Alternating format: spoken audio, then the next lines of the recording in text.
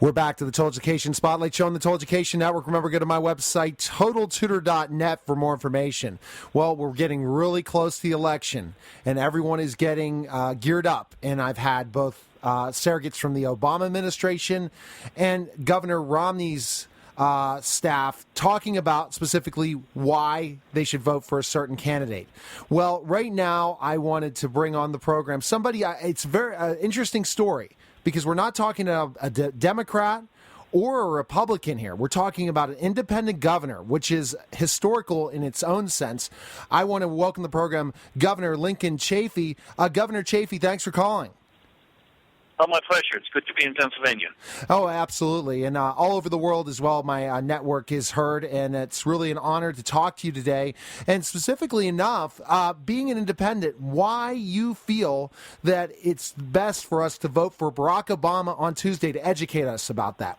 First of all, before we get to that, I wanted to ask, how is Rhode Island doing after the hurricane? We're back on our feet. We're getting back on our feet. We got hit pretty hard in the southern part of the state. But everybody's hustling back there. All the power's back on. I think we've got 100% people back on power, so we're back on our feet. Well, that's good. And was there a lot of damage from the hurricane? Yes, we really got pounded in our coastal areas. The power of the surf and the high winds is just unbelievable. It just completely radically changed the beach and the landscape in the southern part of the state. Well, my prayers are out to all of Rhode Island, that they recover and are back to normalcy, hopefully soon. I know it's going to take time. I have a lot of friends in New Jersey and New York that are going through a lot of hard times as well. And it's a tough time, but especially for you to go off of leaving Rhode Island, seeing the importance of why you should campaign for Barack Obama for president. Why should we vote for him on Tuesday? What are the reasons you think? Well, I was once a Republican, and I saw what the Republicans did to the surplus. And the Republican president, President Bush, Vice President Cheney, Republican Senate, Republican House, and they took that surplus and turned it into huge deficits, which then led to the economy collapsing. And so that's why I left the party. I saw their fiscal policies and what they did to the middle class, and I just couldn't stay a Republican. That's why I'm an independent, and that's why I'm supporting President Obama. I can't imagine having these same fiscal policies come back. And when Governor Romney picked Paul Ryan as a nominee for vice president, it showed that he supported those policies, because Paul Ryan did as a House member. I was there in the U.S. Senate as a Republican watching that surplus evaporate. Just can't imagine those same fiscal policies coming back. So you think it would just literally bring us even into more unemployment if we go on these policies and basically never get out of our economic downturn? That's right. They just will not pay for the things they pay. That's why the deficits came back. First, there was a big, huge tax cut for the wealthy, which they didn't need. And then there was a war in Iraq, which we didn't pay for. And then there was a prescription drug benefit without any other reforms to Medicare, which I voted against all three of those, and Paul Ryan voted for all three. And that's what gave us $1 trillion deficits. They just don't want to pay for the things they buy. And that's not my kind of policies. And I just can't imagine that coming back. And you're afraid, based on Paul Ryan being the vice president, and that's why you're out in Harrisburg right now, because basically if his policies economically are the policies of the Romney administration, if he becomes president, it could just be crippling. That's what it sounds like to me. Yes, and Paul Ryan is here in Pennsylvania, so we're making sure that the Obama campaign is clear about getting us back on feet and protecting the middle class. And that's what I believe. That's what makes America great. That's what President Obama has stressed in his whole time in office. Build the middle class. That's what makes America great. The ability to go to higher education with tuitions that you can afford. Let's have Head Start programs that the government helps out.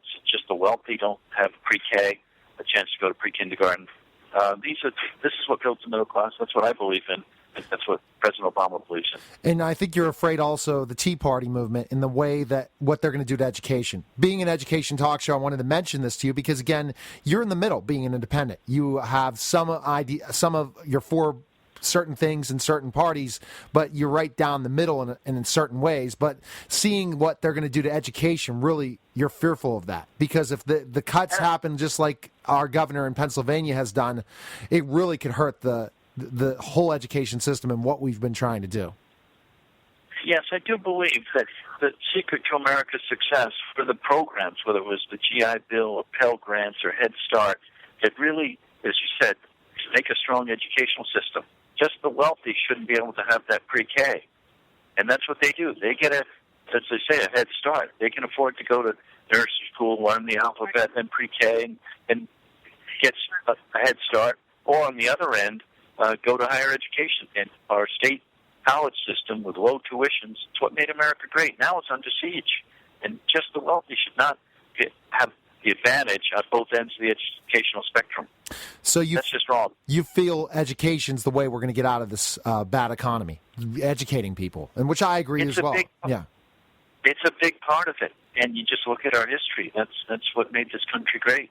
A great state system, whether it's University of Minnesota, University of Alabama, or Connecticut, California, the ability for everyone to go on, get a little community college, and then on to a 4-year degree. Yes. That's the secret. And you're afraid that in Ryan's plan economically, he's looking to slash education across the board then? They just don't want. They don't want to pay for anything. And I was there for it. I was a member of the Senate as a Republican, and they kept buying things but never paying for them. That's what brought back the deficits, and that's why we have a tough economy right now.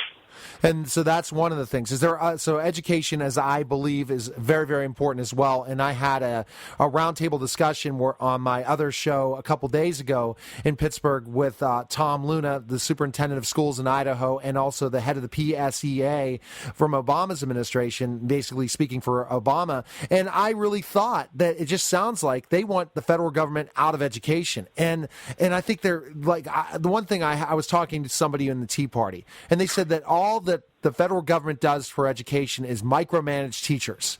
That has got to be the most outrageous comment I've ever heard in my life, and how out of touch the Republican Party is becoming when it comes to education.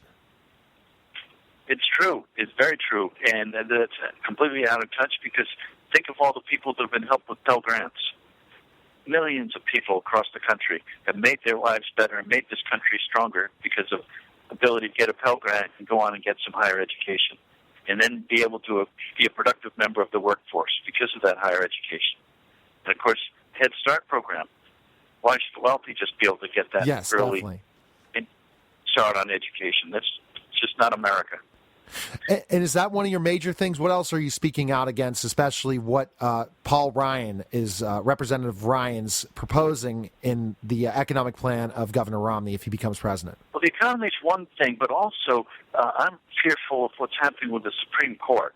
And to have Romney and Ryan come in and have possibly another appointed Supreme Court, and the rulings that have occurred, especially on Citizens United and the corporations taking over this country, we just have to be very, very aware that the next president could possibly get a Supreme Court. That affects us for decades and decades to come.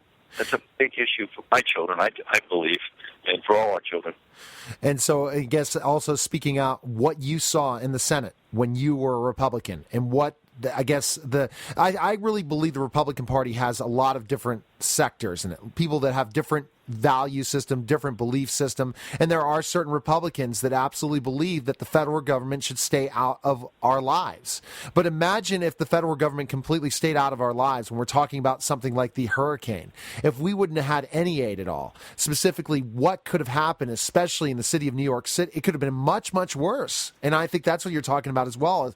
If you slash all the different things to help people that truly need the help, especially in a tragedy like the hurricane, it could be deadly in a lot of ways and really just stop our country altogether if we keep cutting things that people need that just we just can't stop. We can't cut those things, those programs, and that's your concern. And it's really hypocritical because they all say we're not, the Republicans will talk about we don't want any federal government, but then when it hits their state, they're the first ones in line. Please help us. The hypocrisy is really one of the reasons I left that party. And now with these frequent storms, a hurricane coming in late October, Yeah. The whole issue of climate change has to be back on the agenda, and what we can do about addressing the human element in climate change. If there's a human element, let's address that. And allow it to be addressed, not just throw it out the window. I mean, honestly, I'm going to say I've had experts on my show about debunking climate change and saying it is, and have had debates on it. And it's very, very close, but you're right. We're talking October, and we're thinking about New York City, a hurricane in New York City. Well, we've been talking about this 20 years ago? I don't think so. No, and I know we're in coal country, and I respect all the jobs that come with coal, but there's got to be a balance of using this great resource we have and also burning it with good, clean technology. That benefits everybody. We invent the technology that we can export around the world. Coal industry thrives, and we have a good environment. Shouldn't those all work together?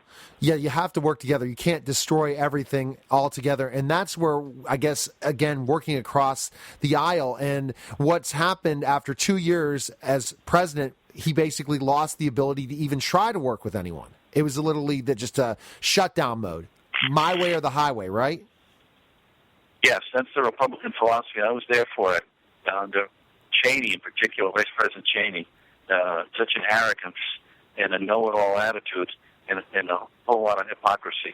So I'm happy to be an independent, and I'm happy to be supporting President Obama. Is there one part of President Obama's plan that you're really supporting? We talked about the economy. We talked about specifically, I guess, federal funding of different programs. There's something else, because I know that you have differences with him, because being an independent, you're not completely for what the Democrats are doing are Republicans. You're kind of in between, and you want to really work with the constituents of your district. You're not so pro-party, you're pro-people. So what would be something else that really you're supporting President Obama in his plan? Well, women's issues, and being a Republican and being a New England Republican, I'm very much a fiscal conservative, but I'm also someone that should everybody should be able to live their lives as they see fit, and some of the women's issues, some of the issues, the social issues, I think let people live their lives as they see fit, and leave them alone, and leave me alone, and just take care of the books. That's my old-fashioned approach to government. So take care of the deficits and leave me alone. Exactly. And so what would be because educating the people, especially looking at, you were in the Republican Party, what in about a minute or a minute and a half, what would they do if they elected Mitt Romney as president? What would happen to our country? Tell us specifically what you see, because you were firsthand on their side in the Republican Party with all of them working together. You see it's the same thing as President Obama talked about Romnesia. It's basically the entire thing that President Bush has done. What will happen to our country if this happens? It seems as though the wealthy just have such an advantage. And to have tax cuts that favored the wealthy, to me, when they didn't need it, they're doing just fine, and then to have the Supreme Court start making decisions in favor of corporations, that's just not the America that we want for our future. And that's what worries me most about anybody that's considering a Romney. It's the wealthy and having more and more advantages. And it's the Supreme Court decisions. That's not the America we want for our children. So you're thinking that specifically enough that the government will be involved in things in their lives, but not in things that help them. And that I think that specifically enough, we're seeing talking points on both sides, but by having you on the show, you're giving us a middle point of view of what could happen to our country if Governor Romney's elected. One of the big things I'm frustrated about, I consider myself a conservative in certain ways, but I have learned from this process of interviewing both sides, I'm so pro-education, but I'm very, very concerned about my taxes, especially being in the middle class, upper middle class. What's going to happen to me if those tax exemptions are eliminated? My mortgage tax, things like that. You got to tell us what's going to happen before we pull that lever on Tuesday, right? Yes, and absolutely. And on education, don't forget that these tuitions are just becoming unaffordable. And having our students graduate from college is just crippling debt. it isn't healthy. And so you're right to be talking about education and keeping these tuitions down and having Pell Grants and other ways that we all, middle class, lower middle class, upper middle class, can have a shot is critical to our success as a country. Well, Governor Chafee, thank you again for taking the time. I'd love to have you back on later on to reach out to talk about specifically. I'll be in touch via Twitter with you, that basically to bring you on to tell us about what you're doing in education in Rhode Island, because I do have an international talk show. So thanks again for taking the time, and love to have you back. And where can we find information on President Obama's plan and everything? What's the website? Yes, and this is a big election. It's only in a couple of days, and future of our country and our children's future is at stake. So it's a big one. Hope everybody gets out and vote and really looks at the issues that are important, particularly education and the record that President Obama has had at building the middle class and getting us back on our feet. Well, thanks again for calling, and love to have you back on. Okay. Take care now. Okay. Hey, take care. All right, bye-bye. Bye-bye. All right, that was Governor Chafee. You're listening to Total Education Spotlight Show on the Total Education Network, and we'll be back in just a moment.